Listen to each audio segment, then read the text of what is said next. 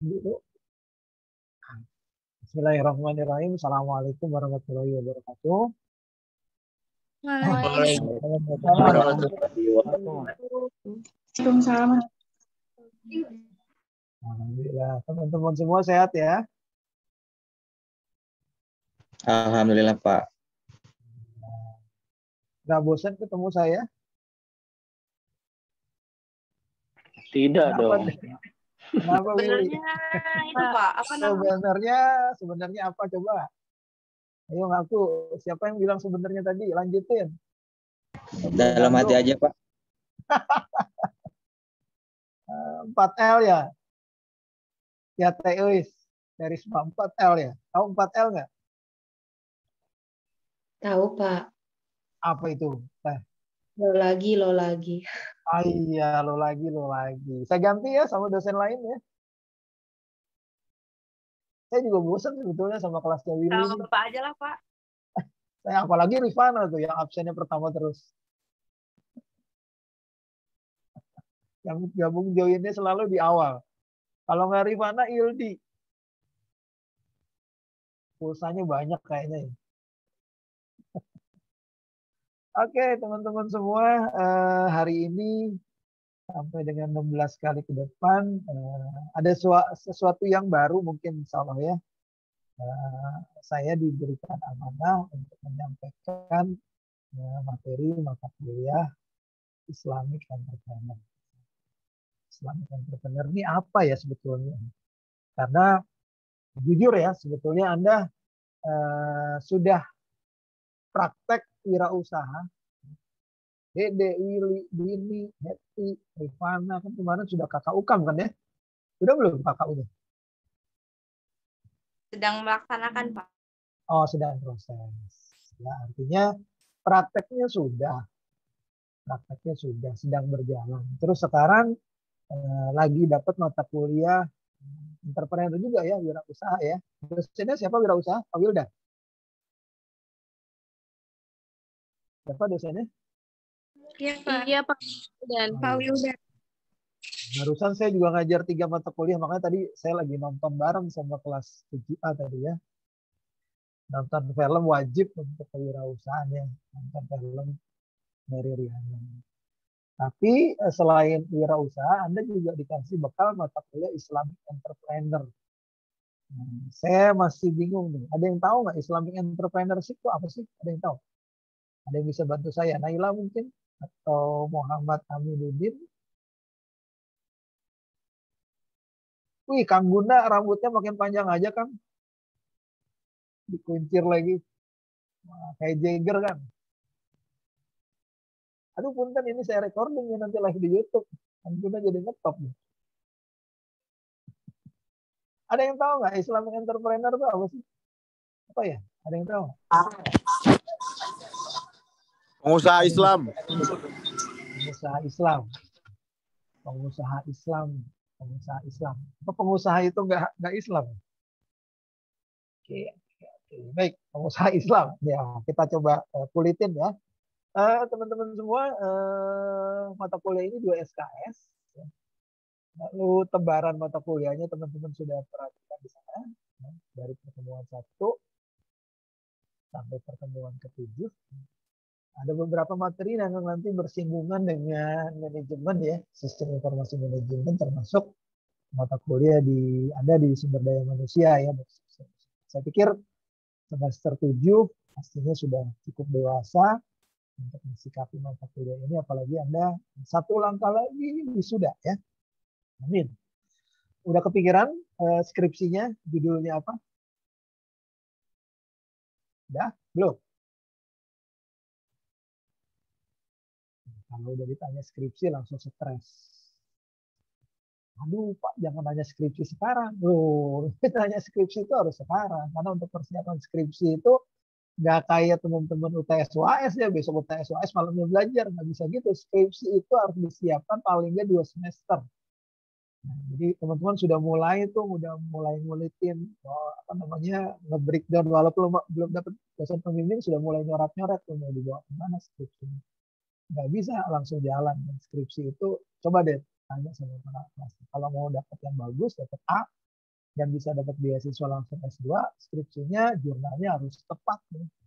Oke, ini mata kuliahnya. Aturan mainnya pasti sudah paham ya. Kita belajar dari jam 1, siang-siang ini enaknya tidur siang, itu makanya Dede sudah riap-riap tuh, ngantuk. Kuliah dari jam berapa, Dek? Dede nggak dengar suara saya. Kuliah dari jam berapa, Dek? Atau pagi ada kuliah nggak kelas itu? Dari pagi, Pak. Wih, dari pagi. Oke, ya.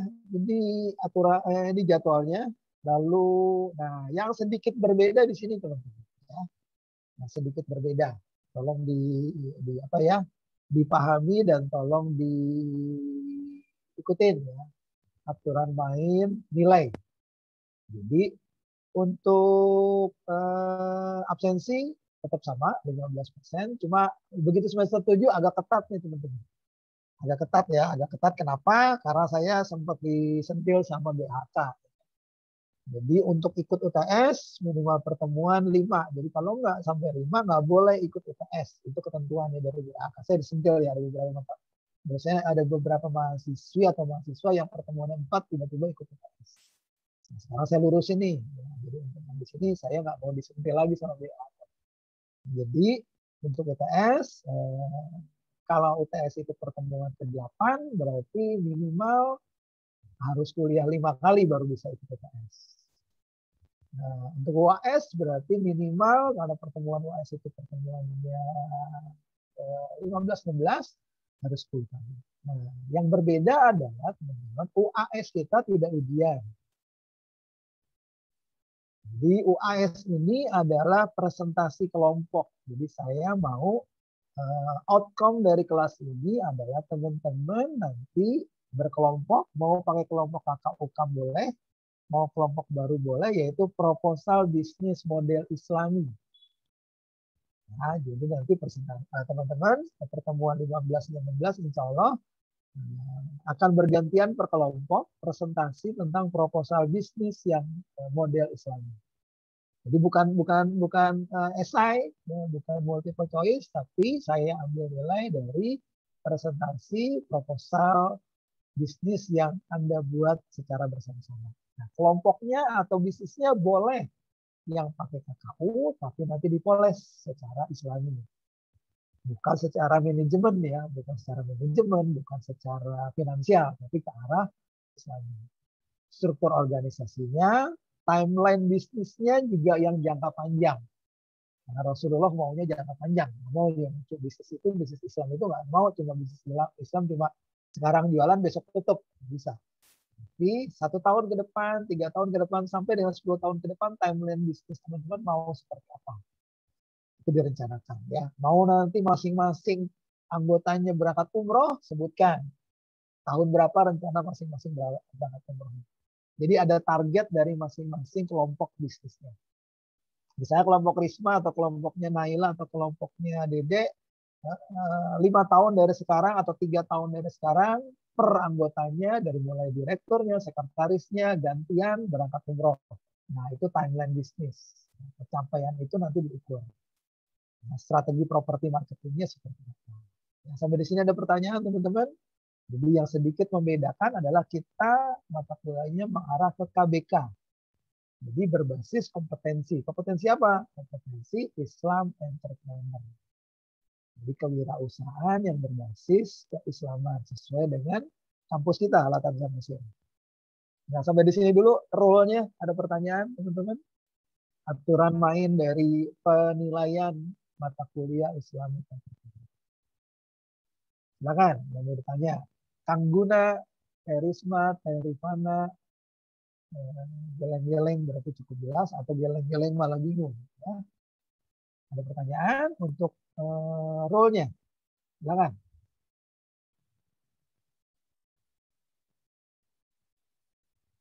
Cukup jelas, cukup dipahami, Betty? Jelas, Pak. Jelas ya, Kak Aceng juga jelas ya. Jadi sekali lagi kehadiran tadi sudah jelas, tugasnya seperti biasa ya, lewat Google Classroom, ya, tugas pertama, kuis, tarian, dan seterusnya. UTS tetap sama ya, kita UTS bareng-bareng dengan jadwal kampus. Ada beberapa soal yang diselesaikan, UTS, 20%. Yang membedakan adalah UAS-nya. Ya, jadi saya mau memoles lagi proposal bisnis yang di KKU dan proposal bisnis yang di mata kuliah kewirausahaan. Pasti mata kuliah kewirausahaan juga pasti bikin proposal. Nah, disempurnain tuh di Islamic Entrepreneur. Jadi proposalnya excellent. Ya, berbasis ekonomi iya, berbasis finansial iya, berbasis Islamik juga iya. Makin keren. Kalau nggak ada, kita masuk lagi. Nah, pencapaiannya ini teman-teman. Jadi pencapaiannya insya Allah teman-teman yang hadir di kelas ini ya nanti menimba ilmu Islam benar, mudah-mudahan goalnya kalau memang jadi pengusaha, jadi orang sukses, mudah-mudahan bisa berkah. Karena belajarnya, entrepreneurnya ke arah agama. Oke, kita akan belajar bagaimana pengusaha itu bertakwa, bagaimana pengusaha itu punya moral, etika, dan tanggung jawab yang bukan terhadap bisnisnya, tapi terhadap lingkungan, juga terhadap karyawan yang karyawan yang ada di dalam organisasi teman-teman, yang ada di bisnisnya teman-teman. Ya. Keterampilannya ini, ya, jadi kami ingin melihat bagaimana teman-teman menciptakan dan mengembangkan ide bisnis secara Islam, lalu mampu bertanggung jawab dengan mengimplementasikan ilmunya, baik manajerial, finansial, masuk keagamaan. Ya. Oke, sip. Nah, ini saya lewatin teman-teman. Nah, ini daftar pusakanya. Ini buku-buku yang bisa teman-teman cari, ya. Nah, teman-teman miliki. Termasuk kalau Al-Quran dan Hadis, insya Allah teman-teman sudah ada. Ada buku dari Ustadz Valentin Edisi yang cukup bagus ya, 2 buku yang arah ke Muslim, jangan mau jadi orang gajian seumur hidup. Itu bagus banget. Namanya memotivasi kita menjadi seorang yang membawa keberkahan atau kebermanfaat buat orang lain. Terus ada juga bukunya Ustadz Valentin Edisi, bagaimana mengajari anak berbisnis. Bahwa di Islam sudah dibuat sebuah aturan jelas ya, bahkan anak kecil pun sudah diarahkan untuk berbisnis, belajar untuk bermandiri, berdikari. Lalu ada buku Nur Shadiq Iskandar, The Great Ways, tentang pengantar Islam juga, dan yang lain-lain, The Power of Islam. Silakan teman-teman cari ya. Oke, nah mengawali materi kuliah ini, teman-teman jujur, mata kuliah ini visi utamanya bukan bukan cuma untuk teman-teman belajar menjadi mampu secara finansial ya. Tapi teman-teman ini misi utama dari mata kuliah ini, saya ingin teman-teman menjadi pengusaha yang juga punya nilai kebermanfaatan buat agama. Nah, sekali lagi teman-teman ini semester 7, berarti 1 semester lagi sudah, berarti teman-teman sudah mulai punya 2 opsi, 2 pilihan. Mau mencari kerja jadi karyawan yang baik atau menjadi pengusaha yang baik. Pasti pilihan cuma ada 2. Ya. Kan nggak mungkin teman-teman milih nganggur. Lulus dari wisuda, opsinya cuma ada 2. Mencari kerja kalau dapat. Kok kalau dapat Pak? Iya. Sampai sekarang pun banyak alumni Anda masih belum dapat kerja. Kenapa? Ya, tadi yang sudah saya sering kompetensinya masih kurang bisa bersaing sama generasi muda di luar sana. Karena hanya mengandalkan ijazah itu sulit untuk berkompetisi di tahun-tahun sekarang. Teman-teman, pekerjaan yang sekarang ada tahun depan kemungkinan pasti akan berganti dengan pekerjaan baru. Yang kedua, pasti punya keinginan untuk jadi pengusaha. Jadi karena ini materi awalan, jadi saya ingin memberikan fondasi, sedikit fondasi supaya teman-teman bisa paham tentang bisnis secara Islam. Nah, itu ada nasihat teman-teman dari Kiai Haji Maimun Zubair almarhum. Beliau menuliskan nasihat yang cukup menohok ya. Kalau dari sisi muslim ya. Nah, kamu kalau jadi guru, kalau jadi dosen, atau jadi kiai, atau jadi karyawan lah, kamu tetap harus punya usaha. Tuh, beliau almarhum mengatakan seperti itu. Karena punya usaha sampingan, kalau kita punya usaha sampingan, hati kita itu nggak selalu berharap pada pemberian atau pembayaran orang lain. Kenapa? Ya iyalah, karena kalau karyawan itu kan ibarat tangan itu ada tangan di bawah, dia mengharapkan gaji dari lain, walaupun atas nama keringatnya dia tetap berharap sama. Lalu beliau juga memberikan nasihat teman-teman, karena usaha yang dari hasil keringatnya sendiri itu barokah. Nah, ayo Likus, kalau usaha dari keringat, kalau yang dipekerjakan kita ikut orang lain berkah nggak? Berkah, sama-sama berkah. Nah, teman-teman nanti pasti belajar cash flow kuadran ya. Atau teman-teman pasti sudah pernah belajar di manajemen tentang atau di finansial tentang cash flow kuadran. Kuadran yang paling pertama itu adalah karyawan. Teman-teman akan menjadi seorang karyawan, kan employee. Employee artinya apa teman-teman? Karyawan ya. Kalau sudah jadi karyawan, kan nggak selamanya siapa? Risma, terus akang-akang di sini, Kang Willy, Kang Dede, kan nggak selamanya jadi karyawan. Pasti nanti akan naik level jadi self-employee. Kalau karyawan artinya dia memberikan waktunya buat orang lain untuk dapat uang. Itu employee. Jadi Naila bekerja berarti waktunya dikasih orang lain untuk dapat uang. Itu employee karyawan. Kan nggak mungkin Naila, Risma, Rifana seterusnya jadi orang gajian terus. Pasti suatu ketika ingin naik level. Levelnya naik yang kedua, cash flow quadrant yang kedua adalah self-employee. Ini ngebahas ini dulu ya, Kiai Haji Maimun dulu ya, self-employee. Self-employee itu, self itu berarti apa artinya? Dede. Self. Apa deh? Sendiri, pribadi. Iya. Sendiri. Ya, pribadi atau sendiri. Jadi kalau self-employee artinya kita mempekerjakan diri kita sendiri. Jadi kita mengorbankan waktu kita untuk diri kita sendiri. Contohnya kalau self-employee itu apa? Tukang somai self-employee.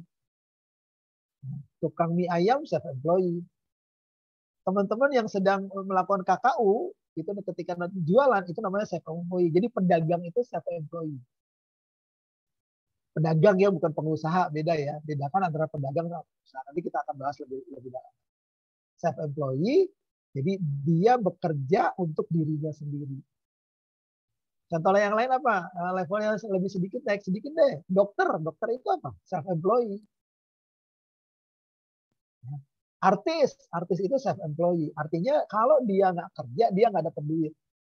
Itu self-employee. Misalkan Dede jualan somai. Begitu satu hari Dede masuk angin, nggak jualan, dapat duit nggak Dede? Nggak dapat duit. Terisma misalkan punya toko apa ya, toko kelontong atau jualan gado-gado misalnya. Yang ngulek Terisma, yang belanja Terisma, yang layanin Terisma, semua Risma, itu namanya pedagang. Nah, begitu satu hari masuk angin, selesai. Tutup warung. Itu self-employed. Jadi dia membayar waktunya untuk dirinya sendiri. Jadi pedagang ya, self-employed itu kalau bahasa kampungnya pedagang, kalau bahasa ekonominya self-employed. Ini keren. Gue nih self-employed, gue self-employed. Ya. Dosen juga gitu, nggak ngajar nggak dapat honor kan self-employed. Habis self-employed, naikin teman-teman. Jangan cuma jadi pedagang, naikin. Jadi yang namanya pengusaha. Jadi yang namanya owner, pemilik usaha. Jadi pengusaha itu yang punya pedagang. Jadi pedagang dimiliki oleh seorang pengusaha. Apa yang namanya ownership. Nah, jadi Dede punya punya pelanggannya punya 5 tukang somai. Nah, bosnya Dede. Nah, kalaupun Dede sakit, tukang somainya tetap jalan, tetap setoran sama Dede. Ya, itu namanya ownership. Jadi kalau owner, dia sudah punya sistem, membangun sebuah sistem. Artinya Terisma bisa jalan-jalan, sementara bisnisnya tetap jalan. Beda dengan pedagang. Pedagang nggak bisa jalan-jalan. Kalau jalan-jalan, tokonya tutup. Bedanya itu ya. Jadi antara pedagang sama pengusaha. Pak, kalau kita masih nungguin toko, itu namanya bukan pengusaha, masih pedagang. Pak, tokonya Risma gede, tapi Rismanya tetap di situ aja nggak bisa keluar. Kalau dia jalan, tokonya ditutup. Itu namanya pedagang. Belum jadi pengusaha. Ya, nanti kita bahas lebih lanjut. Nah, naik di atasnya kan levelnya ada 4 ya. Employee, sub employee, terus owner, satu lagi investor yang paling tinggi. Investor ini kalau yang 3 tadi kita bekerja menghasilkan uang, kalau investor uang yang datang kepada kita. Nah, kalau sudah jadi bos, naik levelnya jadi investor. Dia menginvestasikan bisnisnya di mana-mana. Nah, tadi balik yang tadi ya, nasihat kayak tadi. Usaha yang dari hasil keringat sendiri itu barokah. Ya, tadi yang barokah itu pedagang itu barokah. Nah, oke ya, jadi gambaran covernya dulu. Nah, sekarang kita masuk ya. Baik teman-teman semua, Islamic entrepreneur ya, ini nanti kita fokus pada etika ya. Kita fokus pada etika, kita fokus pada pertanggungjawaban kita bukan terhadap keuangan, tapi pertanggungjawaban kita terhadap kita sebagai sebagai makhluk ciptaan Allah. Karena apapun yang kita lakukan, kita harus bertanggung jawab ya, sepenuhnya atas kesyukuran kita terhadap nikmat yang dikaruniakan oleh Allah. Jadi lebih fokusnya nanti yang akan lebih banyak kita bahas adalah di sini ya. Konsep dasarnya adalah tentang moral, tentang filosofi bisnis, tentang prinsip bisnis Islam, tentang etika, responsibility, dan aktivitas. Ini semuanya. Nah, sekarang kita masuk. Sebelum masuk lebih dalam, teman-teman, ibarat sebuah bangunan, ya, kalau teman-teman ingin membuat sebuah bangunan yang kuat, bisnis yang kuat, otomatis fondasinya juga harus kuat. Kalau Bang Dede atau Willy membuat sebuah bangunan lantai 7 misalnya, 7 lantai, atau nggak usah jauh-jauh 3 lantai, tapi kalau fondasinya nggak dalam, nggak kuat, bangunan itu akan roboh. Jangankan 7 lantai, 3 lantai, bangunan rumah aja, atau kita membuat pagar misalnya. Dede bikin pagar misalnya, Dede kalau bikin pagar pakai batu bata, perlu pakai fondasi di bawah nggak deh? Pernah lihat tukang nggak? Perlu, Pak. Perlu. Kalau nggak ada fondasi yang ditanamkan di bumi, pagar itu akan roboh. Fondasi ini yang membuat kita selalu ingat sama bumi yang kita pijak. Jadi sebagus apapun bisnis Anda, kalau Anda punya fondasi yang kuat, ketakwaannya kuat, keimanannya kuat, Anda tidak akan gampang digoyah oleh godaan-godaan ketika Anda makin sukses bisnis. Nah, ya, baik teman-teman ya. Jadi di sini rujukannya yang saya sampaikan nanti lebih banyak ke agama teman-teman ya. Jadi dari banyaknya buku-buku finansial yang saya baca, terus dari banyaknya seminar-seminar yang saya ikutin, baik yang gratis maupun yang berbayar dari mulai saya kuliah sampai dengan sekarang, sampai saya sudah pernah membuat sebuah fondasi bisnis. Ya. Ternyata fondasi yang saya punya dulu nggak sekokoh yang sekarang. Jadi ternyata keberhasilan saya sebelumnya ini sampai saya diundang seminar dari panggung ke panggung, dari satu state ke state, sampai alhamdulillah saya dapat rekor muri. Dalam proses perjalanan ternyata ada yang salah. Jadi saya ingin berbagi pengalaman dulu sama teman-teman semua supaya kan pengalaman orang lain adalah guru yang paling berharga. Mudah-mudahan yang sudah saya alami, saya pernah bangkrut dan seterusnya tidak teman-teman alami ya. Jadi ternyata keberhasilan saya itu keberhasilan yang fana ya teman-teman ya. Karena setelah saya punya banyak hal, ada sesuatu yang gersang, teman-teman, ya. Ada sesuatu yang salah dalam proses bisnis yang saya lakukan waktu itu. Kayaknya ada yang something wrong nih, sampai saya benar-benar jatuh dan beneran jatuh. Jatuh itu bukan cuma kepleset, benar-benar jatuh terjerembab sampai hutang beberapa M gitu ya. Tapi alhamdulillah karena kebaikan dari Allah, setelah kita mencoba memperbaiki bangunan-bangunan filosofi bisnis tadi, keimanan tadi, alhamdulillah God is never sleep. Tuhan nggak pernah tidur ya. Kegagalan itu memang sebuah proses. Kemudian kita bisa belajar dan belajar. Nah, fondasi yang salah yang pertama adalah teman-teman adalah niat. Ya, jadi saya ambil slide-nya seperti ini teman-teman. Spirit of 58.11. Ya. Jadi saya belum masuk ke sana ya. Spirit of 58.11 ini apa sih? Ketika kita sering dipandang orang sebagai orang yang sukses, orang yang berhasil, terus kita punya mobil, nggak cuma satu, bisa dua, bisa tiga, punya rumah yang besar, terus bisa umroh berkali-kali, itu sepertinya orang melihat itu sebuah ukuran kesuksesan. Betul nggak teman-teman? Kadang-kadang seperti itu ya. Wih, dia keren loh, mobilnya BMW, singkatan apa? BMW itu bajai merah warnanya, misalnya begitu ya, mobilnya bagus dan seterusnya, omsetnya miliaran. Itu kadang-kadang orang sering ditutup apa ya, syukurnya akan kenikmatan tadi. Nah, Spirit of 58.11 ini nanti saya jelaskan ya. Ini merujuk bahwa sebetulnya dalam bisnis itu bukan tentang aku bisa apa, bukan Anda bisa apa, bukan kita akan melakukan apa. Jadi sebetulnya kita ini bukan siapa-siapa, kita ini nggak bisa apa-apa tanpa izin Allah.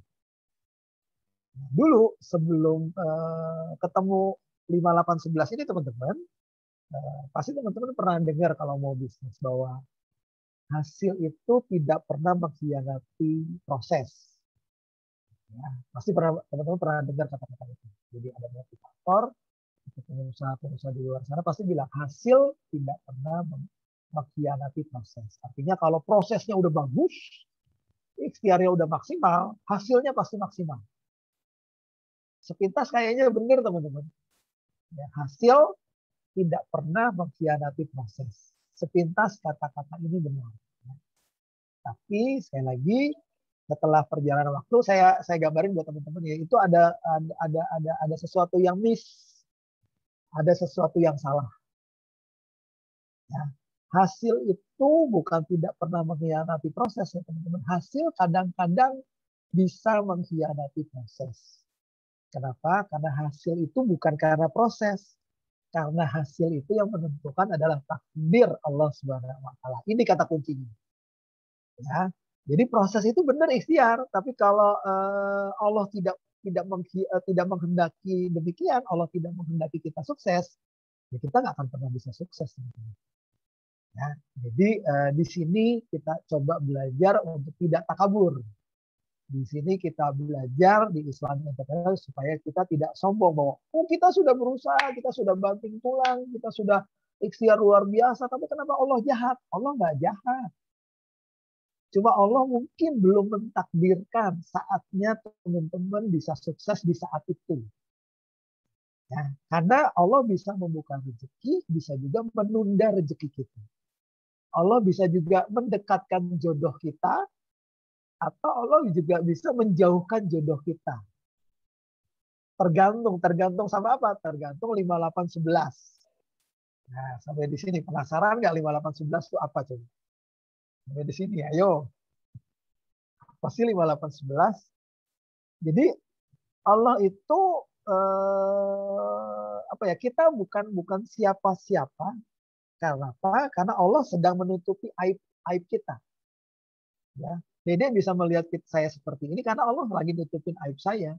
Willy ngelihat, Pak Yuli tuh keren ini. Allah sedang menutupi aib saya. Ya. Masing-masing aib dari kita sedang ditutupi sama Allah. Bayangkan kalau Allah jahat sama kita, teman-teman, Risma aibnya dibuka. Guna aibnya dibuka, Heti aibnya dibuka terang benderang sama Allah di jalan gitu. Orang pasti nggak mau berkawan sama kita.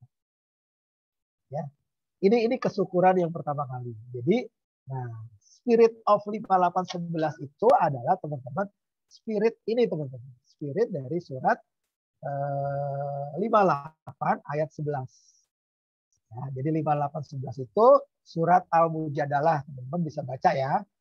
Jadi 5811 ini fondasi kita di Islamic Entrepreneur adalah kita punya fondasi di Quran surah 58 ayat 11. Kita dengarkan ya. Kita seperti apa ya?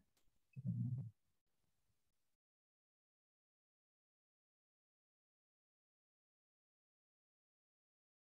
يا أيها الذين آمنوا إذا قيل لكم تفسحوا في المجالس فافسحوا يفسح الله لكم وإذا قيل انشزوا فانشزوا يرفع الله الذين آمنوا منكم والدرجات والله بما تعملون خبير. Sadaqallahu adzim. Nah, Teh Heti bisa bacain terjemahannya apa? Teh Heti di atas terjemahan Al-Mujadalah 11.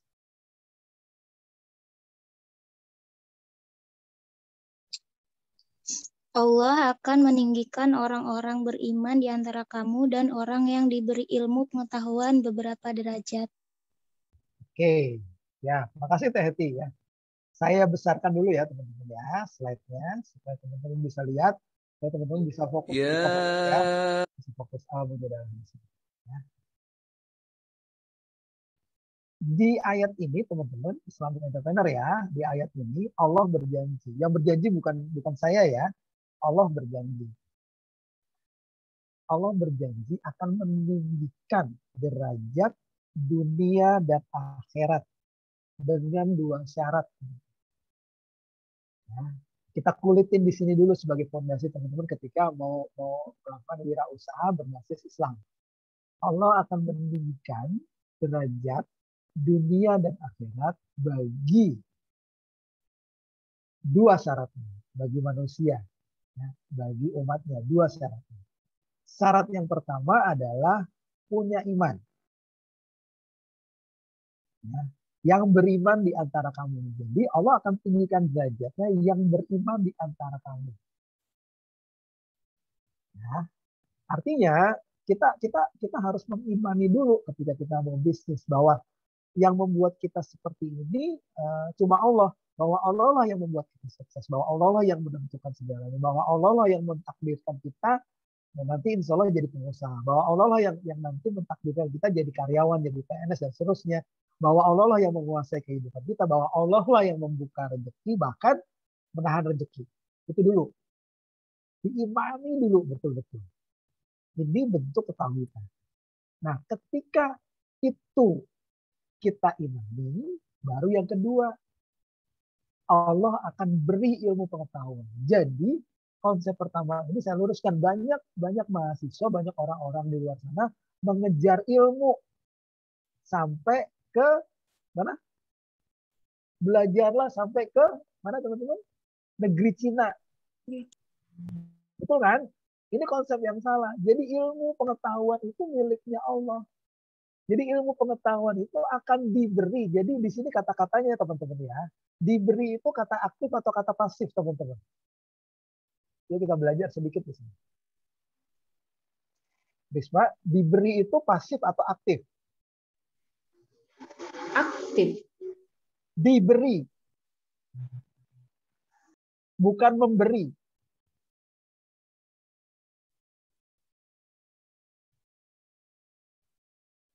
Diberi itu pasif. Artinya Allah akan memberi. Jadi yang memberi itu kita diberi. Kita diberi ilmu pengetahuan oleh siapa? Oleh Allah ketika kita beriman. Jadi ilmu itu nggak perlu dicari. Ketika kita beriman, Allah akan kasih itu semua. Ini rahasianya teman-teman. Banyak yang salah. Ya. Jadi ilmu itu bukan ada di dosen, ilmu itu bukan ada di kampus. Sampai Anda ngejar dosen minta nilai, ngejar dosen minta tugas, dan seterusnya. Dosen itu nggak pinter. Karena ilmu itu, kadarullahnya ilmu itu ada di Allah. Wasilahnya lewat dosen. Jadi kata kunci di sini, ketika seorang beriman, maka Allah akan berikan ilmu pengetahuan. Ini kalimat pasif, teman-teman. Artinya kalau kita sudah fokus dengan keimanan, fokus dengan tauhid, maka ilmu itu Allah akan kasih. Ilmu apa aja Allah akan kasih. Mau jadi pebisnis, ilmu bisnis Allah akan kasih. Jalurnya ya lewat jalur yang Allah siapin. Kita nggak tahu rencana Allah itu semua. Nah, ini konsep awal dari sebuah bisnis. Sampai di sini dulu, teman-teman. Ada pertanyaan nggak? Jadi konsepnya adalah kita boleh ikhtiar itu wajib. Ikhtiar itu wajib, tapi ikhtiarnya menuju keimanan. Bukan menuju kesombongan diri. Ini gue sukses karena gue, itu salah. Ya. Gue bisa kaya karena gue udah banting tulang, itu salah. Jadi fokusnya tadi ketika kita beriman bahwa rezeki ini sudah diberi oleh Allah, diberikan kesempatan untuk jadi punya bisnis, nah kita syukuri dengan cara apa? Kita beriman. Jadi bisnis itu bukan menjauhkan kita sama Allah. Orang sukses itu bukan orang sukses itu bukan yang jauh sama Allah. Orang sukses itu orang yang makin dekat sama Allah. Dengan uang 2 juta, kalau kita syukur, kita makin dekat sama bisnis. Nah, bayangkan kalau Naila, Willy begitu dapat rezeki 1M makin jauh sama Allah. Nah, itu bukan orang sukses namanya. Itu kufur nikmat. Nah, terus kalau kita gagal gimana? Nah, itu kalau di Islamic Entrepreneur itu tidak ada kata gagal. Ingat ya, di Islamic Entrepreneur nggak ada kata gagal. Karena itu adalah bagian dari takdir Allah. Bagian dari qadarullah, bahwa teman-teman semua itu nggak mampu tanpa Allah. Jadi Allah tuh kasih tahu sama kita, coba lagi, minta lagi, cobanya minta lagi, tanpa itu semua. Nah, sekarang teman-teman supaya bisa jelas, coba perhatikan film ini. Filmnya cuma 2 menit ya. Kalau perhatikan film ini, terus ambil sisi inspiringnya ada di mana. Saya matikan video saya dulu. Saya matikan suara dulu biar filmnya bisa terdengar. Lihat filmnya, ambil inspirasinya. 2 menit ya. Coba.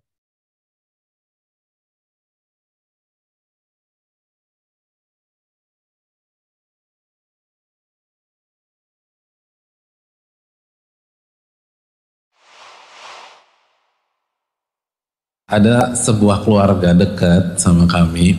Mereka ini tinggal di luar. Mereka tinggal di luar liburan. Pasti liburan, rumah mereka di Bintaro. Mau ke rumah, ke Pondokopi. Kasih kabar ke istri sekitar ba'da asar. Kata mereka, kita start ya ba'da asar ya. Dari Bintaro. Istri saya kabari, mereka sudah start ba'da asar ke jam 4:30. Kira-kira antum kalau jadi saya, kita tinggal di Pondokopi, Jakarta Timur, mereka sampai jam berapa hadirin? Habis maghrib ya, itu estimasi saya juga, habis maghrib sampai nih. Habis maghrib belum datang, habis isya belum datang, jam 8 belum datang, jam 9, jam 10, jam 11.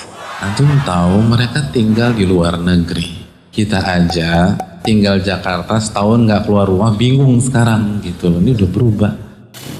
Jadi dia dari Bintaro naik Jor, itu kan udah tinggal lempeng aja, perbanyak tawakal, istighfar deh gitu. Sampai Pondokopi beneran tinggal nginjek gas, jalan terus. Setelah Jati Asih itu kan ada persimpangan yang mau ke Bekasi sama mau ke Cawang, bener nggak? Pondokopi dia tinggal lurus aja lagi. Habis itu ketemu Pondok Kelapa, lalu ketemu Bintara, keluar sampai tuh rumah kita. Karena nggak tahu jalan, bingung, dia belok kiri ke arah Cawang.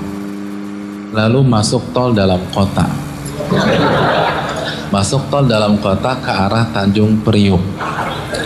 Lalu dia turun di Cempaka Putih.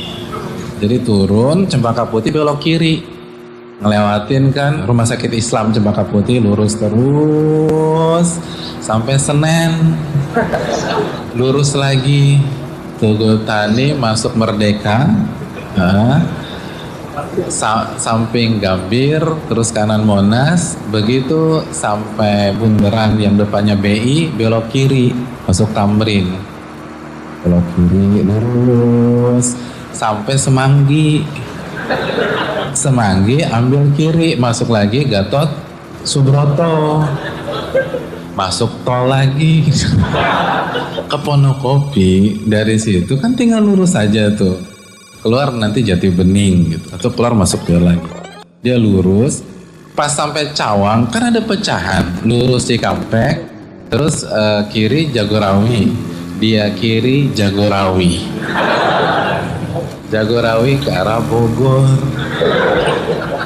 Abis itu kan sebelum Cibubur kan ada pintu gerbang tol Jor, masuk Jor lagi dari sana, barulah keluar Bintara. Sampai rumah jam 12 kurang. Apa sih yang bisa kita petik? Jangankan bicara sorga hadirin, bicara Bintaro Pondokopi aja nih nggak pakai ilmu, muter-muter, stres, bingung dia tuh. Dia pikir udah bener, salah lagi. Pernah nggak sih tuh bayangin perasaan begitu tuh? Pengen Pondokopi tiba-tiba nyasar kok ada Monas.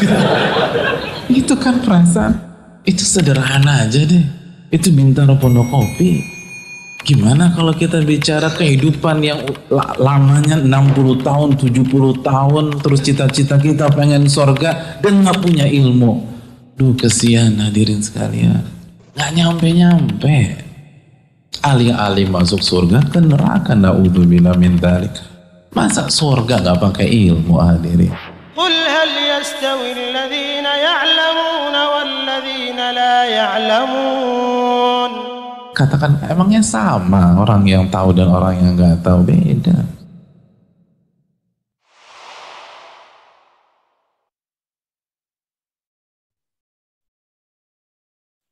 Oke. Ya, siapa yang bisa nyeritain lagi? Film tadi tentang apa sih? Teh Dini mana nih?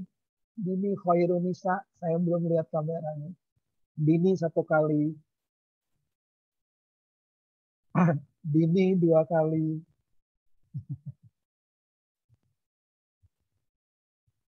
Dini 3 kali. Oke, pas. Siapa yang bisa bantu? Video tadi itu bercerita tentang apa coba? Siapa yang bisa bantu coba? Ada? Naufal? Video tadi cerita tentang apa, Naufal?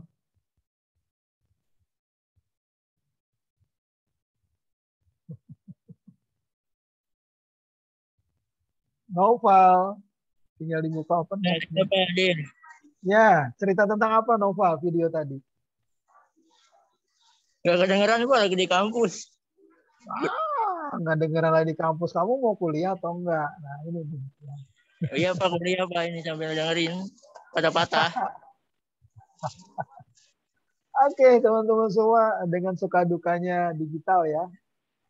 Anda harus nanti tolong dilihat lagi di YouTube ya. Nanti saya usahakan selalu tayang.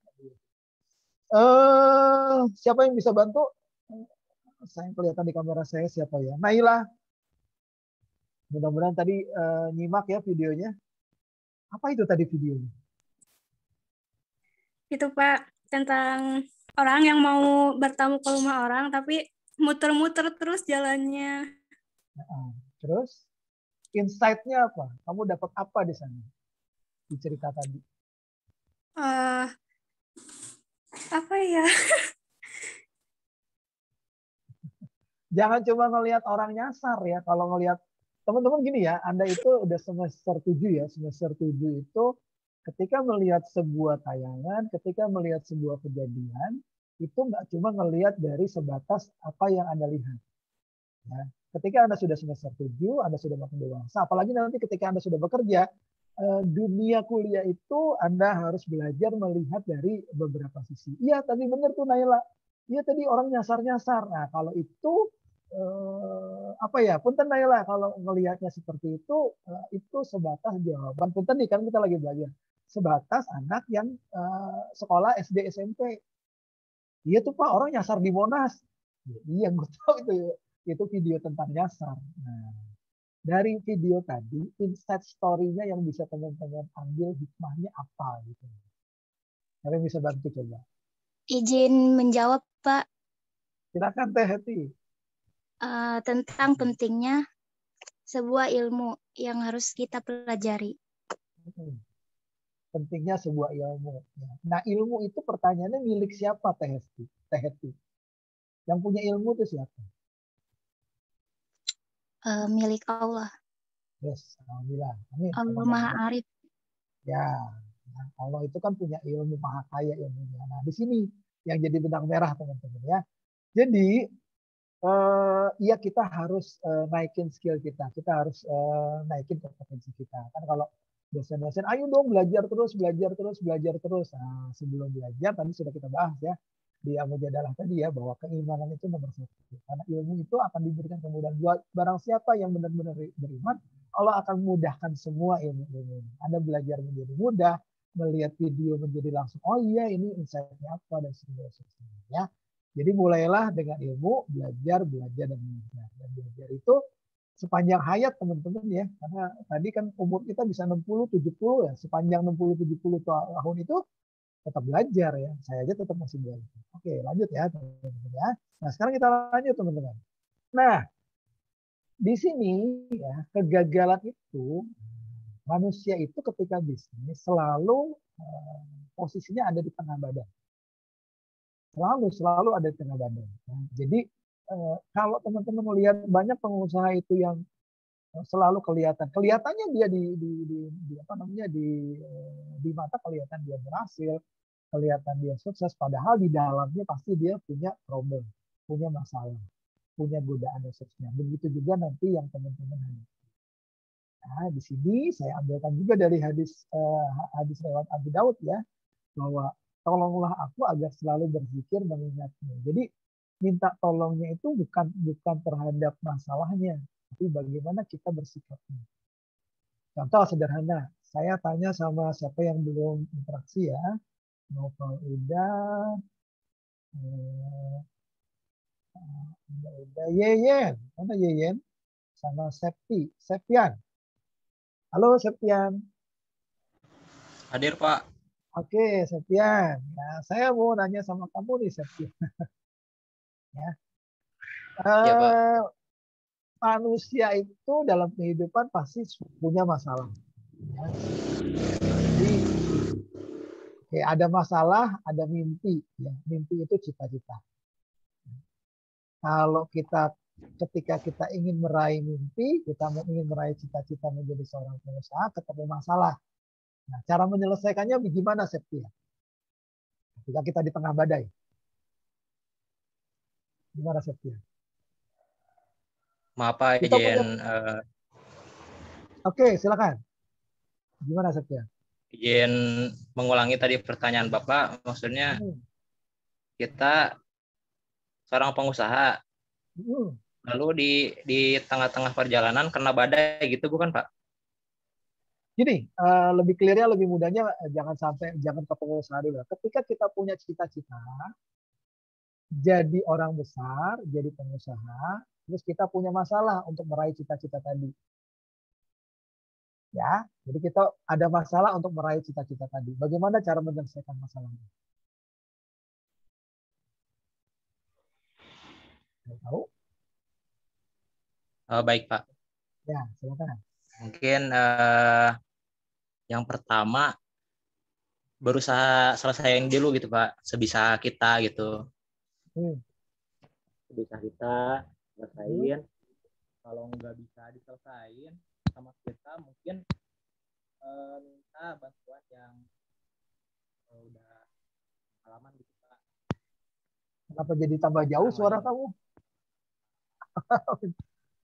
Pertama, selesaikan masalah sendiri. Terus kalau Iya, nggak sendiri, bisa, Pak. terus kalau Kalau nggak nggak bisa, bisa, minta bantuan ke orang lain, Pak. Kalau menurut Septian, ke yang lebih bisa gitu, Pak. oke, Septian.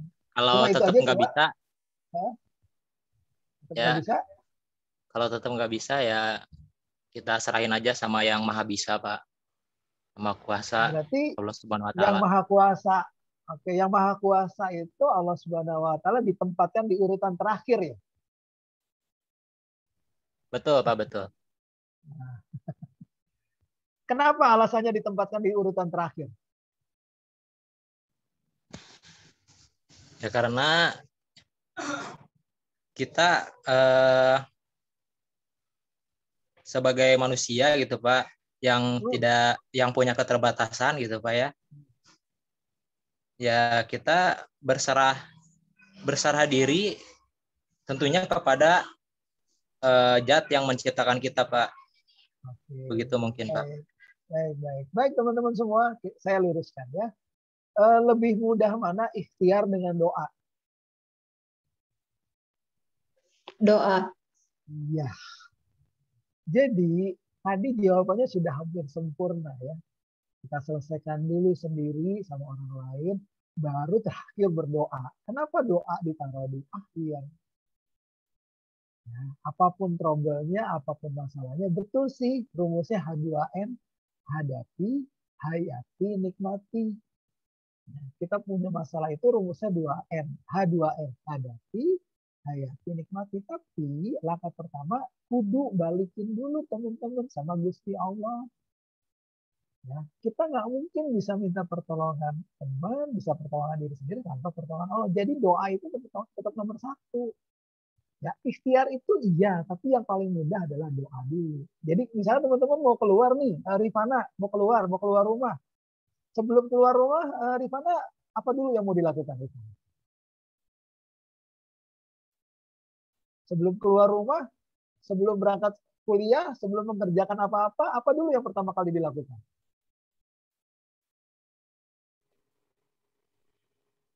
Mempersiapkan diri, Pak. Doa. Masya Allah. Aduh. Bro, sis, kita lagi belajar Islamic entrepreneur. Jangan fokus ke dunia ya. Teman-teman, kita sedang ada di rumpunnya Islam. Ya. Benar sih Rifana mempersiapkan. Iya, kita mempersiapkan. Tapi sekali lagi, kita lingkungannya sedang Islamic entrepreneur. Jadi, Bismillahirrahmanirrahim itu doa bukan? Bismillahirrahmanirrahim itu doa bukan? Doa, Pak. Ya, jadi sekali lagi ya, yang teman-teman jawab itu nggak ada yang salah. Saya nggak bilang salah. Nah, saya yang bilang, Rifana benar mempersiapkan diri. Terus tadi, siapa tadi? Akang siapa tadi ya? Saya lupa, hilang nama wajahnya. Betul, harus usaha sendiri. Iya, tapi pertama, yuk kita fokus ke Islamiknya kita. Kita fokus dulu. Atau saya tanya sama siapa nih? Yulia. Ya, Bapak. Yulia mau diduain nggak Yulia? Diduain? Enggak tuh, Pak. Nggak mau kan? Allah mau diduain nggak? Jelas tidak, Pak. Jelas ya. Makanya Allah maunya dinomorsatukan. Jadi ketika kita menomorsatukan Allah, Allah juga akan memprioritaskan kita. Ya, sampai di sini jelas teman-teman semua, clear? Fondasi dasar dulu nih ya, fondasi dasar dulu. Saya coba merubah mindset teman-teman bukan ke arah manajemen, bukan ke arah ekonomi, bukan ke arah finansial, tapi ke arah khalik. Sampai di sini dulu. Kira-kira ada yang mau komen? Nah, menjawab yang tadi ya, ketika kita sudah berdoa, berusaha dan seterusnya, rumus yang terakhir teman-teman, ketika kita punya masalah, jangan kecilkan masalah. Ya, ketika kita ingin meraih mimpi, meraih cita-cita, kena masalah, rumusnya adalah besarkan cita-cita kita. Ya, jadi kalau teman-teman punya dua lingkaran ya, ini dua lingkaran, lingkaran kecil ini ada di depan kita, ya. Mimpi kita di belakang, terus kita kehalangan sama masalah. Nah, masalah ini menghalangi mimpi kita. Nah, kelihatan mimpi kita. Nah, supaya kita mimpinya bisa fokus, mimpinya besarkan, cita-citanya besarkan, sehingga masalah itu menjadi kecil. Nah, teman-teman ya, jadi ketika punya masalah, jangan besarkan masalah, jangan kecilkan masalah, karena masalah ukurannya memang sudah segitu. Karena Allah tidak pernah memberikan masalah seberat atau melebihi dari yang kita mampu. Jadi Allah sudah menakar masalah kita. Jadi masalah itu nggak bisa lebih besar, masalah itu nggak bisa lebih kecil, teman-teman. Segitu. Nah, yang bisa dibesarkan dan dikecilkan apanya, Willy? Kira-kira. Yang bisa dibesarkan dan dikecilkan apa, Willy? Bisa bantu saya, Willy? Usahanya, Pak. Ya, usahanya, mimpinya, cita-citanya, bukan masalahnya. Sekali lagi ya, masalah buat manusia itu sudah diukur. Sama siapa? Sama Allah. Jadi masalah itu nggak bisa lu gedein, masalah itu bisa gede karena lu yang gede-gedein masalah itu. Nggak bisa juga dikecilin, itu masalahnya. Nah, yang membuat masalah itu menjadi hilang adalah cita-citanya, usahanya, mimpinya.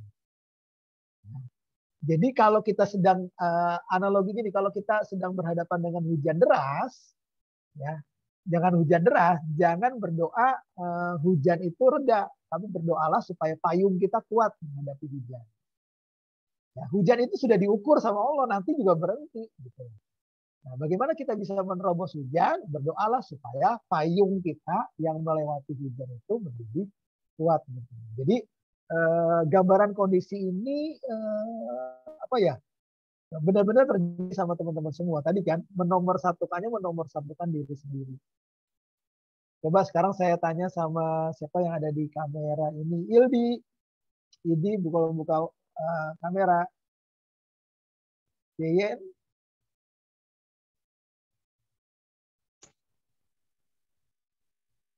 Ildinya lagi di kamar mandi, Pak. Aduh, luar biasa. Oke, saya balik lagi ke siapa? Ois. Iya, Pak. Ois, coba Ois praktekkan ya. Kalau kamu lagi gatal di pipi, coba garuk. Arah garukannya kemana? Garuk gatal di pipi. Kamu lagi gatal nih. Gatalnya di pipi. Coba garuk. Kalau gatal di pipi, arahnya kemana? Gini. Oke, ke arah jantung ya. Oke. Iya. Kalau Ois gatalnya di tangan, coba digaruk. Garuknya ke arah mana? Pasti ke arah jantung juga, betul? Iya. Kalau gatalnya di kaki, yang kita garuk arahnya kemana? Ke jantung. Artinya manusia itu apa? Manusia itu egois. Ya. Gatal di jidat pun garuknya kemana? Ke arah jantung. Gatal di pipi ke arah jantung. Gatal ini ke arah jantung. Itu menandakan bahwa manusia selalu berpikir pada dirinya sendiri. Lupa sama sang pelik. Nah, ini analogi sederhana supaya teman-teman paham bahwa kita harus menomorsatukan tadi. Ya, dari sini ya. Mudah-mudahan yang tadi menjawab benar, harus usaha sendiri dan seterusnya betul. Tapi nomor satunya adalah berserah dulu. Ya, jadi ketika ketemu masalah, serahin itu sama yang punya masalah. Oke. Baik, teman-teman semua. Fondasi berikutnya teman-teman lihat di layar. Supaya ketika teman-teman menghadapi bisnis dari Islam, manusia itu seperti ini kodratnya teman-teman. Kita sedang bermain juggling. Life of juggling kehidupan. Juggling itu tahu? Risma tahu juggling itu apa? Tahu, Pak. Apa coba juggling? Apa juggling, Risma?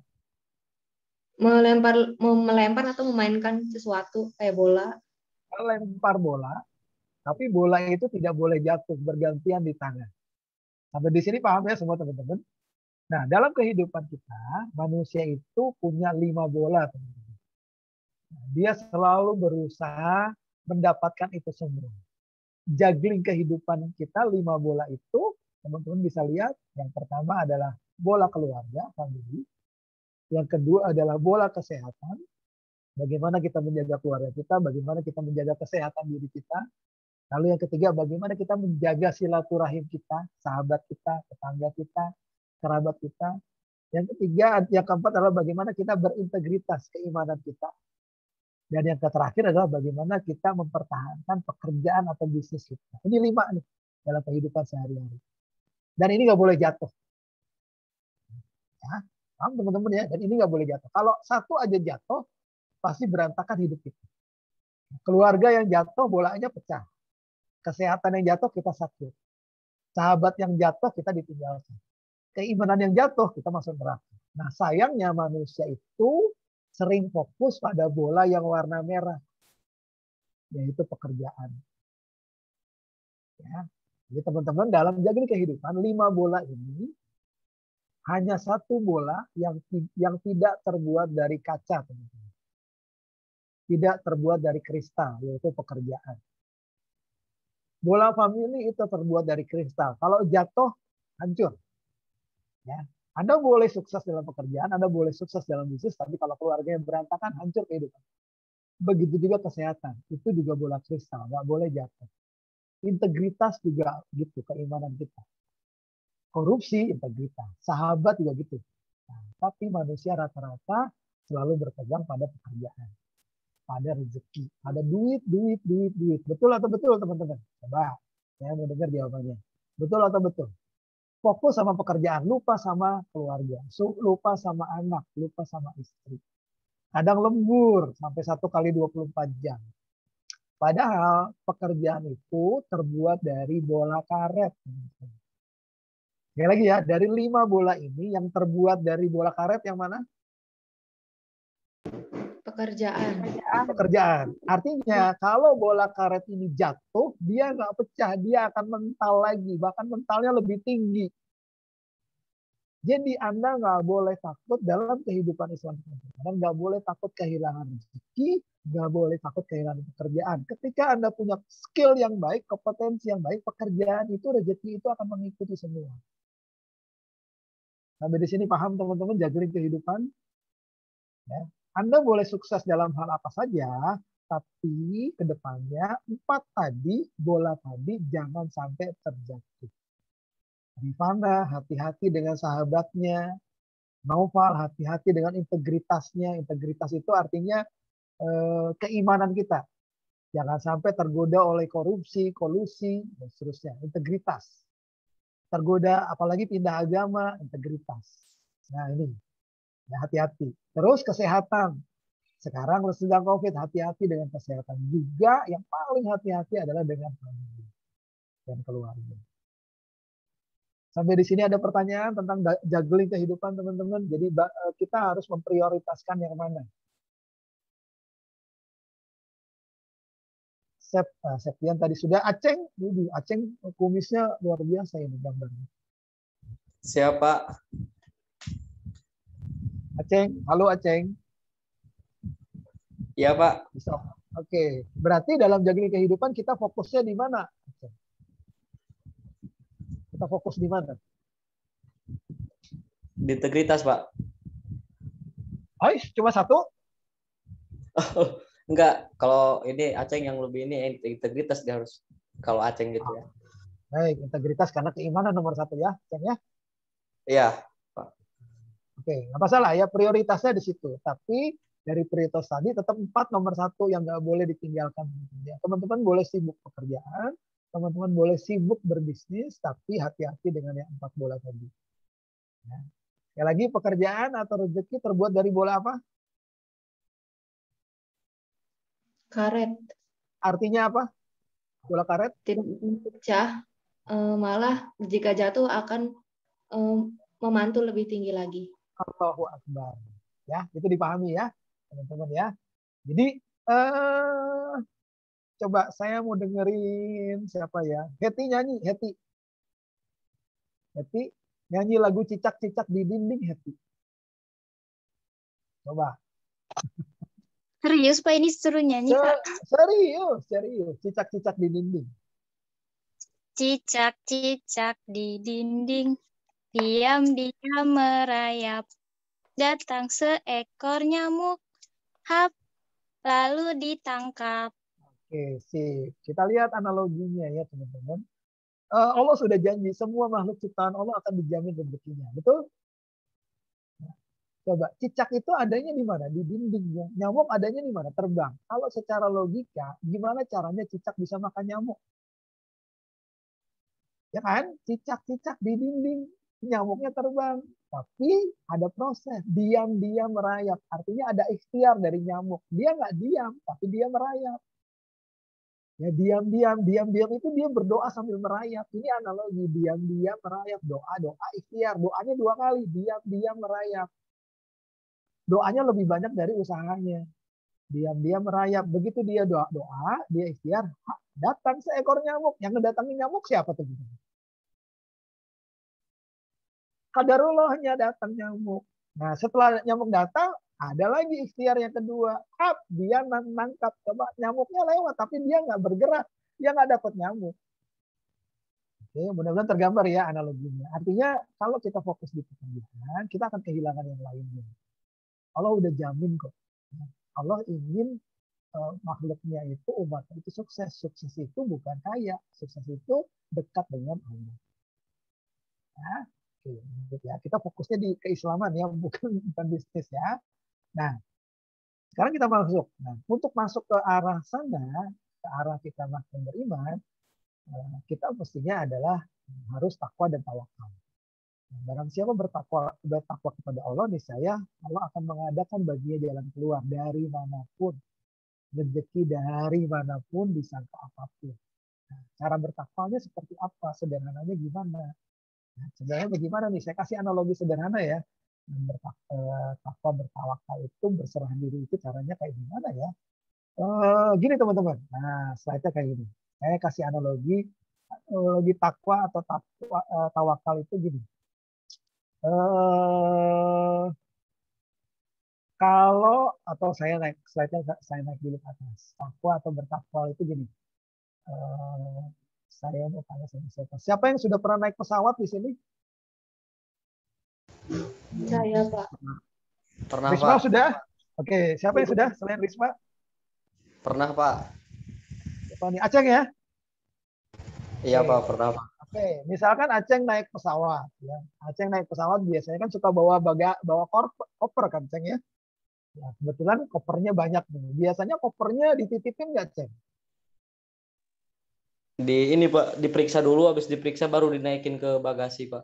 Oke, yang di begitu atas diperiksa, jangan kita berandai-andai bagasi kita titip. Ya, karena beratnya lebih dari 20 kilo, bagasi kita dititipkan. Ya, kalau 20 kilo kan kita taruh di atas ya. Di atas. Tapi kalau 20 kilo biasanya dititipin ke siapa?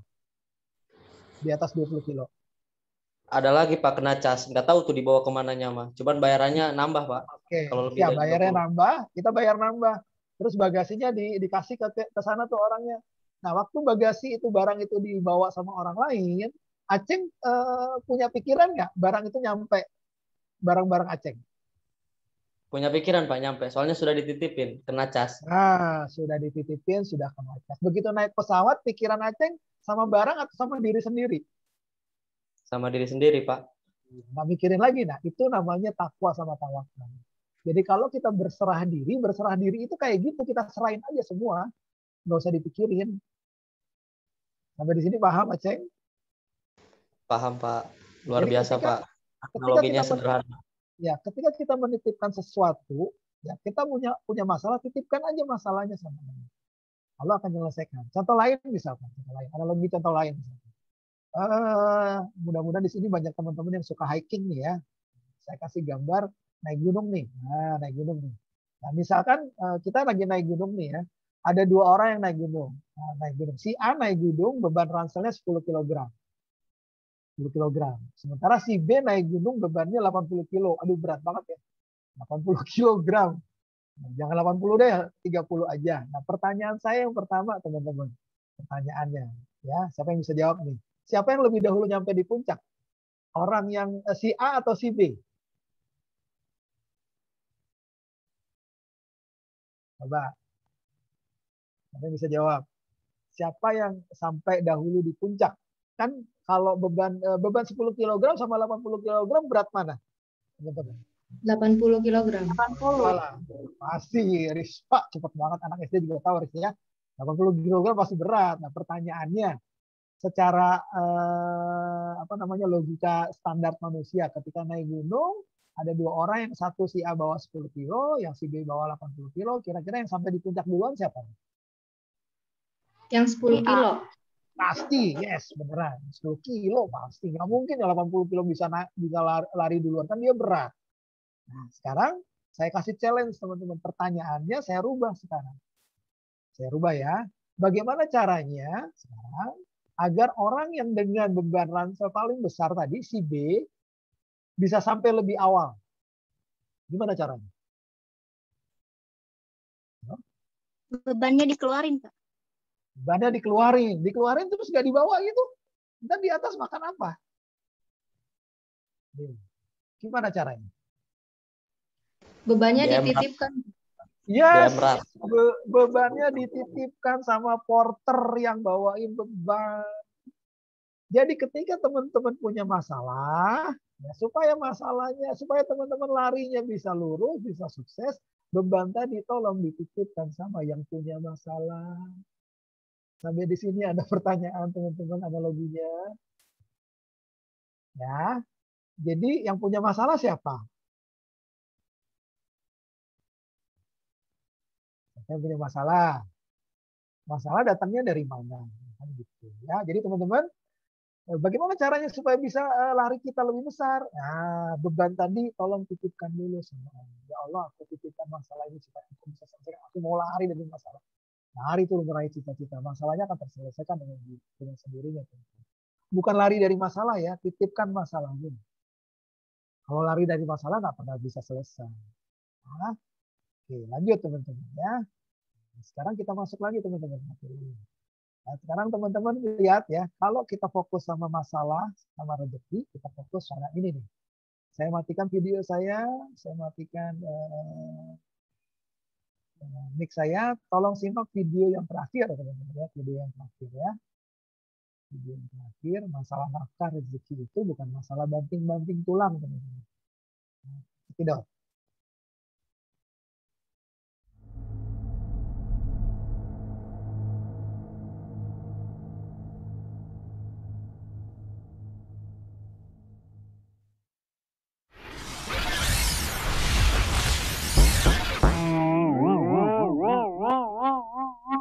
Hadirin, perlu kita camkan, masalah nafkah bukan masalah ngebanting tulang.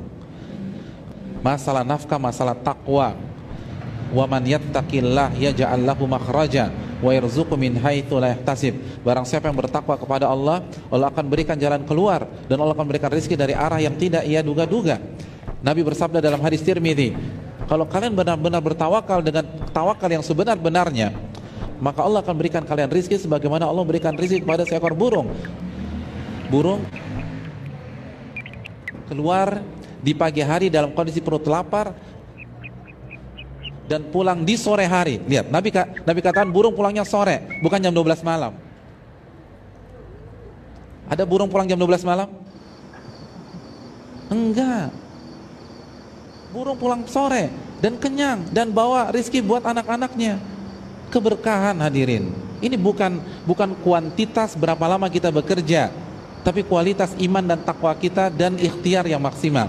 Ikhtiar yang maksimal bukan bekerja sampai jam 11 malam, sampai jam 2 malam, lalu weekend kita pakai untuk nambah-nambah atau cari sampingan sehingga kita lupa ngaji, kita lupa belajar, kita lupa ibadah.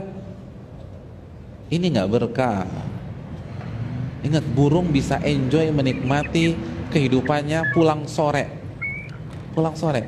Makanya hadisnya wataruhu bitana, pulang sore dalam kondisi tenang, kenyang dan bisa kasih buat anak-anak. Berkah soalnya, karena takwa, karena ikhtiar, karena burung nggak maksiat, karena burung nggak nipu orang, gitu loh. Karena burung berzikir kepada Allah. Setiap binatang berzikir apa enggak kepada Allah? Berzikir. Kita lupa zikir, lupa ngaji, akhirnya kita diperbudak oleh dunia. Hadirin, Allah kasih kita 168 jam per pekan. Masa nggak punya waktu 2 jam untuk belajar agama? Sesibuk itukah kita? 168 jam, 2 jam aja nggak punya waktu. Oh, sibuk banget kita. Nabi aja kalah sibuk sama kita misalnya. Nabi itu Rasul, umatnya banyak, lalu kepala negara, lalu pemegang kunci Baitul Mal, menteri keuangan, lalu yang berikutnya panglima perang, kalau bahasa kita panglima TNI. Itu masih sempat belajar dengan malaikat Jibril. Kita presiden bukan, menteri bukan, panglima TNI bukan, nggak sempat belajar. Subhanallah. Ini nyari apa sih dalam hidup? Nabi istri 9, kita istri 1, dan banyak yang jomblo nggak ngaji-ngaji. Jadi ini gimana sih?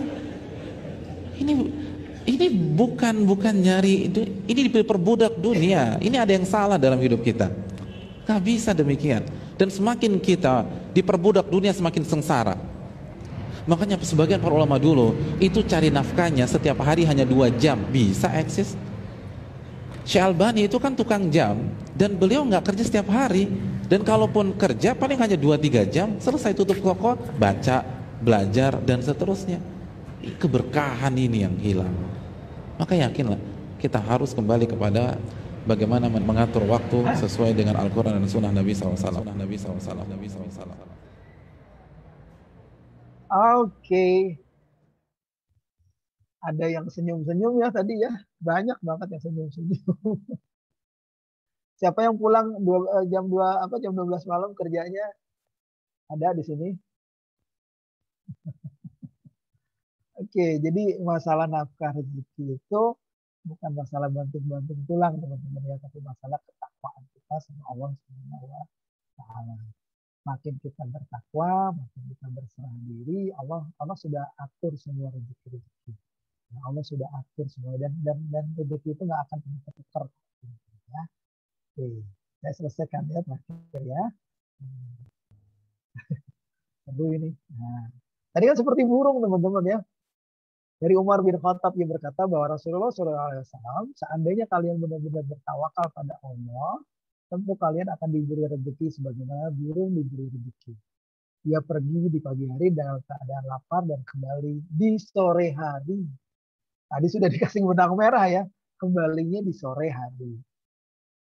Ada yang nanti jadi suami yang kerja pulangnya tengah malam, itu kan jadi pertanyaan kan? Pertanyaan. Atau happy besok kerja mendingan lembur gitu ya daripada pulang maghrib ya. Berusaha untuk begitu apa ya? Ketika teman-teman punya bisnis, punya toko, ketika azan ya berusaha untuk tutup tokonya. Nah, tutup tokonya, terus karyawatinya ke masjid sholat.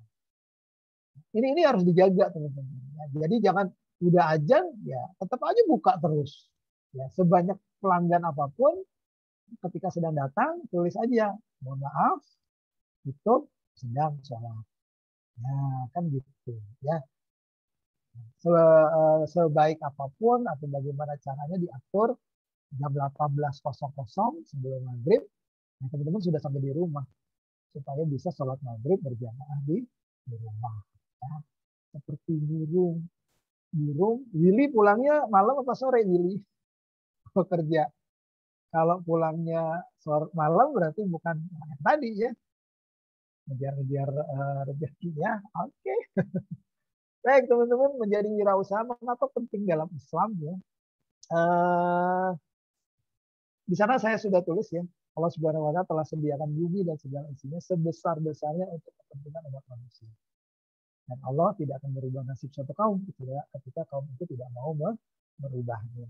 Jadi Anda boleh bekerja, tapi kan nggak selama-lamanya harus bekerja. Kalau ada ustadz yang bilang lebih mulia mana, tangan di atas atau tangan di bawah, teman-teman? Lebih mulia mana, tangan di atas atau tangan di bawah?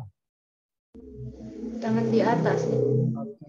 Kalau lebih mulia tangan di atas, berarti yang tangan di bawah itu siapa, teman-teman? Ada yang tahu tangan di bawah itu siapa? Mustadafin, kaum mustadafin. Kaum mustadafin. Bukan, saya ambil simbol sederhana ya. Karena kita sedang belajar Islamic entrepreneur, Yang tangan di bawah itu, jangan kasih ke orang lain ya. Bisik-bisik di antara kita aja ya. Yang tangan di bawah itu adalah karyawan. Ada yang protes? Oh, karyawan, iya. Nunggu gaji. Yang tangan di atas itu siapa? Pengusaha. Jadi berbahagialah Anda ketika tanggal 25, Anda sebagai seorang pengusaha, Anda sedang membagikan gaji buat karyawan. Dan berbahagialah ketika tanggal 25, Anda melihat karyawan-karyawan Anda tersenyum karena menerima gaji dari Anda. Nah, kan begitu. Nah, ya, yang selama ini Anda masih jadi karyawan, tingkatkan motivasinya, yuk rubah. Kalau tidak akan berubah nasib suatu kamu. Kan tadi sudah diceritakan, satu pekan itu 168 jam ya. Kalau kita kerja biasanya 8 jam ya. 8 jam kita kerja di kantor dan seterusnya. Masih ada 8 jam, kalau 24 jam berarti masih ada 16 jam. Kalau kita 2 jam buat ngaji, kita masih punya ada lagi 10-12 jam untuk kita bisa punya bisnis. Kita bisa punya usaha. Ya. Analogi yang lain teman-teman, dialah yang menjadikan bumi itu mudah bagi kamu dan makanlah sebagian dari rezeki. Orang-orang beriman nafkahkanlah di jalan usahamu yang baik. Nah, saya kasih analogi yang terakhir teman-teman semua. Misalkan siapa ya? Ois sudah, Willy sudah, yang belum saya sapa, Rifana sudah, yang belum buka kamera saya abaikan. Oh, Intan kameranya terbuka nggak? Udah Intan, Berlian lagi. Waduh, luar biasa. Mudah-mudahan rezekinya seperti Intan dan Berlian. Saya yang tidak benar, sehingga tidak diaminkan. Oke, saya fokus sama yang kamera aja. Teman-teman yang sudah on kamera, saya kasih analogi sederhana. Teman-teman rata-rata usianya berapa di sini? 20, 21? 22. 20. Oke, ada yang 20, ada yang 21, ada yang 22. Oke, analogi 26. Sederhana gini. Ada yang 26, alhamdulillah ya. Analogi sederhana teman-teman. Misalkan hari ini teman-teman sedang melakukan perjalanan. Ya, teman-teman sedang melakukan perjalanan untuk menuju sebuah kota. Katakan kota itu ada di kilometer 70 ya, di kilometer 70 dari tempat teman-teman. Sedang menempuh perjalanan, tiba-tiba di suatu kilometer tertentu, di kilometer 25 lah misalkan, Anda sedang berjalan, kilometer 25 atau kilometer 26, ada rambu lalu lintas teman-teman. Rambu lalu lintasnya tertulis begini, awas, kilometer 55 ada jurang. Ada rambu lalu lintas, tulisannya peringatan, awas kilometer 55 ada jurang. Nah, pertanyaannya teman-teman semua. Buat Willy, buat Risma, buat Naila, buat Neti, buat Tois, buat Nova, buat siapa saja ya. Ketika melihat rambu tadi yang menyatakan peringatan, awas kilometer 55 ada jurang. Sementara tujuan Anda ada di kilometer 70. Apa yang Anda lakukan saat melihat rambu tersebut? Silakan, siapa yang mau jawab?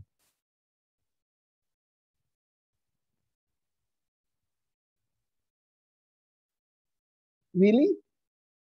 Tidak mau jawab, silakan. Ya, pastinya Pak kalau ngelihat rambu-rambu itu ya kita juga bersiap-siap gitu. Maksudnya lebih berhati-hati lagi gitu. Gitu aja sih.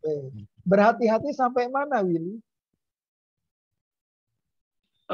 Berhati-hati sih dari awal perjalanan sampai ke tujuan. Cuman mungkin yang pas bagian ada jurangnya itu lebih dihati-hatiin lagi aja gitu. Oke, terima kasih Willy. Siap. Willy mewakili Ikhwan. Yang Akhwat siapa yang mewakili? Satu orang Akhwat mewakili. Apa pilihannya? Enggak, siapa? Ois. Ois boleh, Ois.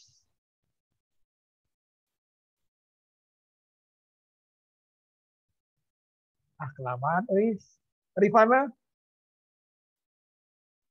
Kayak kata Willy tadi, Pak, berhati-hati.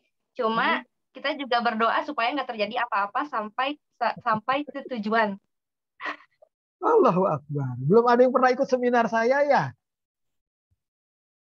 Oke, saya kasih jawaban yang benar ya.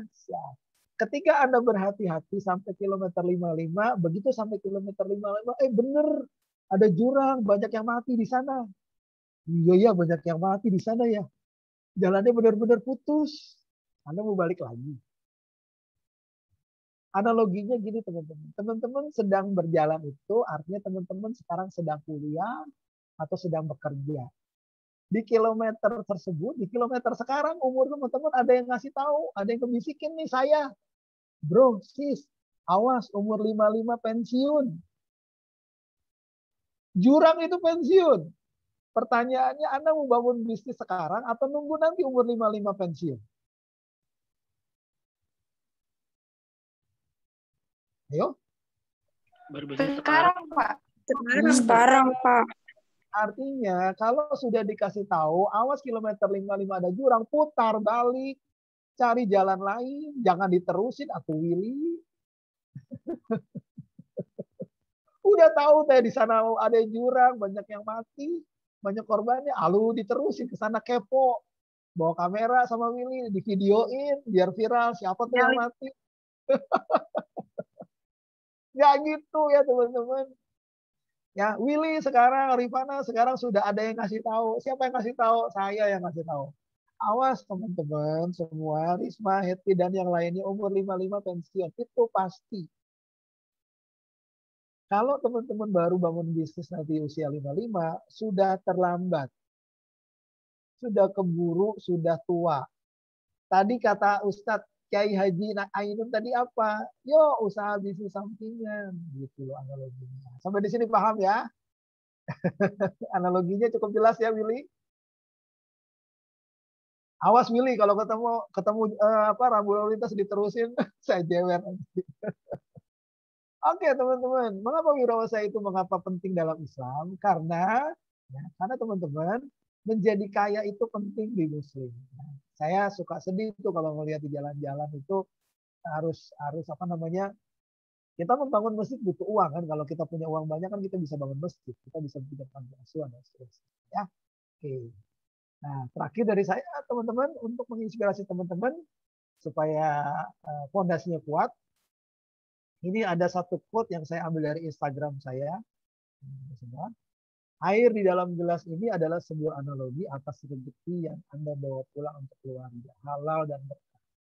Artinya teman-teman Risma dan kawan-kawan ketika bekerja, apapun pekerjaannya, apapun bisnisnya, itu sama halnya kita sedang membawa air susu ke dalam rumah. Ya, air di gelas, susu di gelas. Ya, bersih, putih, jernih. Nah, air susu tadi yang dalam gelas tadi itu adalah hasil keringat kita, halal dan berkah. Tapi suatu ketika kalau integritas kita terganggu, kita takut sama pimpinan, kita memanipulasi data, memanipulasi dokumen, itu sesungguhnya kita sedang meneteskan setetes najis ke dalam gelas tadi. Coba kalau susunya tadi ditetesin najis sedikit aja, susunya jadi apa teman-teman? Kotor. Bukan cuma kotor, jadi haram Risma. Karena ada najis, jadi haram. Jadi buat teman-teman mahasiswa sahabatku ya, integritas itu penting teman-teman. Ya, di atas segala-galanya. Keimanan itu penting di atas segala-galanya. Siapapun pimpinan Anda, siapapun atasan Anda berhak menolak ketika harus melakukan perbuatan yang tidak sesuai dengan Islam. Ya. Terus misalkan ada yang bilang, Pak Yulitus itu yang ngelakuin banyak.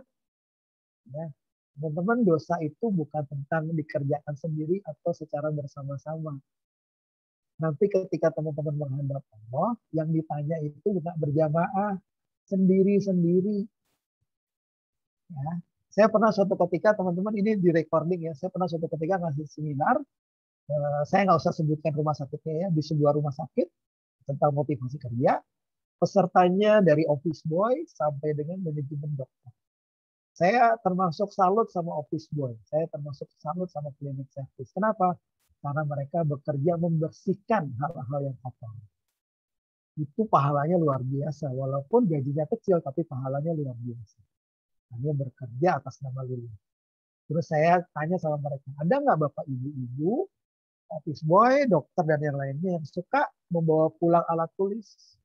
Pensil, kertas, apapun gitu, sekecil apapun. Oh ada, seterusnya. Saya bilang tolong kembalikan. Karena itu akan menodai rezeki yang Bapak Ibu pulang. Ini ada dokter yang bilang, alah Pak Yulikus nggak usah suci-suci banget. Kan yang melakukan ini bersama-sama. Jawabannya naif ya.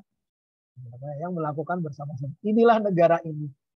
Negara Indonesia, mudah-mudahan teman-teman nanti 5-10 tahun ke depan akan menjadi seorang pemimpin tidak melakukan itu ya. Yang melakukan boleh bersama-sama, tapi teman-teman jangan ikut melakukan itu. Dosa itu bukan tentang dikerjakan sendiri atau bersama. Dosa itu tentang siapa yang tidak kau taati. Bukan pemimpin, tapi Allah Subhanahu wa Ta'ala. Dan dosa itu bukan tentang besar atau kecil. Dosa itu tentang siapa yang kita tidak taati. Dan buat teman-teman mahasiswa, ketika nanti bekerja atau berbisnis, hati-hati ya, karena dosa yang kita lakukan itu dampaknya buat orang tua juga.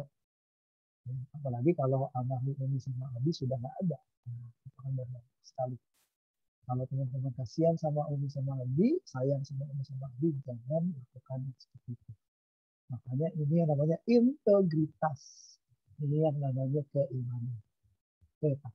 Kalau teman-teman Pak Yulikus nanti dipecat. Nah, kan tadi saya bilang, pekerjaan itu seperti bola karet. Kalau kita punya integritas dan kita yakin, Allah akan menolong kita semua. Ya. Oke, itu hari ini teman-teman semua pekerjaan yang paling baik dengan usaha yang dan perdagangan. Ya, ingat itu ada al-hadis, pekerjaan yang paling baik adalah usaha dan perdagangan. Setiap orang akan mendapatnya sesuai dengan apa yang diusahakan. Oke.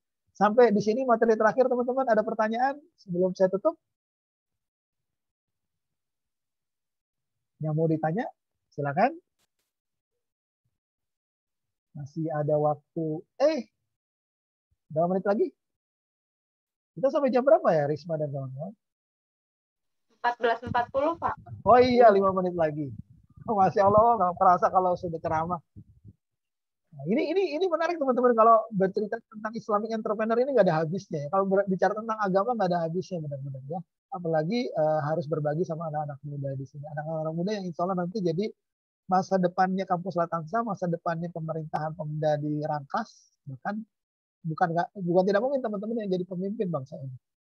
Ya, kasihan bangsa ini ya karena merasa apa korupsi itu bareng-bareng jadi merasa nggak masalah. Padahal nanti begitu menghadap Allah sendiri-sendiri. Ya. Oke, ada pertanyaan teman-teman? Nggak ada ya? Baik, kalau nggak ada, seperti biasa, karena teman-teman sudah terbiasa dengan saya, itu ada Google, ya ada tugas yang tolong diselesaikan. Nah, sebelum saya akhiri, saya ingatkan lagi teman-teman ya, saya bukan tempatnya mengemis nilai. Ya. Saya sebetulnya paling sebel sama mahasiswa, ini terus terang di-record biar semuanya dengar semua. Saya paling sebel sama mahasiswa yang begitu hasil keluar, hasil nilai keluar terus mengemis minta nilai. Ya, malu ya, Anda malu sama diri Anda sendiri. Kalau Anda menghargai diri Anda sendiri, hargai diri Anda sendiri dengan berjuang untuk mendapatkan, menyelesaikan tugas untuk dapat nilai, bukan mengemis di akhir. Nah, saya sebenarnya paling sebel, saya paling malas menjawab itu semua. Cuma karena saya masalah dari sisi kemanusiaan, saya ingin menyelamatkan Anda dari remedial, ya saya tolong. Tapi sebetulnya jujur, saya paling nggak suka ya sebetulnya. Ya. Saya paling appreciate buat Anda yang sudah menyelesaikan tugas dengan baik, lalu mengerjakan soal-soal UTS dengan baik karena Anda menghargai diri Anda sendiri. Ya. Itu dari saya ya. Apapun jawaban, apapun pendapat Anda, saya juga punya pendapat karena saya berpegang pada filosofi bahwa Anda yang dicari, mahasiswa itu yang dicari bukan nilai. Tapi bagaimana Anda memahami tentang tugas-tugas ini. Sekali lagi ya, Anda nggak bisa dapat instan ya. Tugas itu untuk menilai kompetensi Anda. Tanpa Anda menyelesaikan tugas, jujur nanti Anda di lapangan nggak akan bisa mengasah kompetensi. Oke, itu dari saya. Termasuk buat video. Ya, saya apresiasi buat teman-teman yang setiap mata kuliah SIM membuat video. Ya, video Anda itu diminati oleh banyak orang. Ya, diminati oleh banyak orang. Saya dapatkan nilai, tapi insight-nya adalah, jujur teman-teman ya, karena ketika nanti teman-teman lulus, banyak sumber daya manusia akan melihat Instagram Anda. Jadi kalau Instagram Anda sudah terisi tentang keilmuan yang Anda dapat di bangku kuliah, Anda share dengan video-video kecil walaupun masih grogi di sana sini, itu akan jadi poin penilaian buat SDM nanti ketika merekrut Anda. Ya, hasilnya nggak sekarang, tapi hasilnya ketika Anda lulus, percaya deh, ya perusahaan nggak lihat ijazah Anda, tapi perusahaan melihat media sosial yang Anda punya. Ya, media sosial Anda sudah Anda latih dengan mengisi video-video tentang sinopsis atau rangkuman dari materi yang sedang Anda terima. Dan itu good is good ya. Saya hargai, saya apresiasi dengan memberikan nilai, dan Anda akan rasakan dampaknya ketika nanti Anda mencari atau menjemput pekerjaan. Baik, itu aja dari saya. Billahi taufiq wal hidayah. Assalamualaikum warahmatullahi wabarakatuh. Waalaikumsalam warahmatullahi wabarakatuh. Terima kasih, Pak. Terima kasih, Pak. Sama-sama. Izin saya close ya. Iya, Pak.